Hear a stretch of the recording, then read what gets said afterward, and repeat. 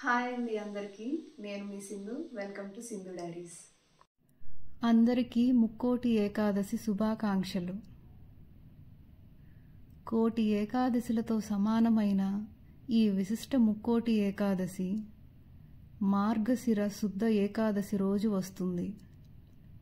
అదే రోజు వైకుంఠ ద్వారం ద్వారా దేవతలు సైతం దర్శనం చేస్తారు. అందుకే వైకుంఠ ఏకాదశి అని కూడా అంటారు.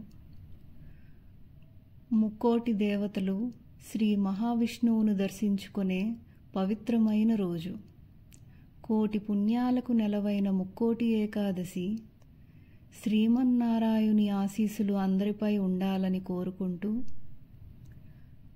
ఆదిదేవుడైన విష్ణుమూర్తి సకల కష్టాలను హరింపజేయాలని, ఆ దేవదేవుని చల్లని చూపు మన అందరిపై ఉండాలని, సర్వ శుభములకు హేతు అయిన ఆ శ్రీ మహావిష్ణువు అనుగ్రహంతో అందరం ఎంతో సంతోషంగా ఉండాలని కోరుకుంటూ, కలియుగ ప్రత్యక్ష దైవం శ్రీనివాసుని మంగళకరమైన దీవెనలు అందరికీ కలగాలని ఆ వైకుంఠనాథుణ్ణి కోరుకుంటూ, ఈ శుభదినం మీకు మరియు మీ కుటుంబ సభ్యులకు అష్ట ఐశ్వర్యాలు కలగాలని కోరుకుంటూ ముక్కోటి ఏకాదశి శుభాకాంక్షలు.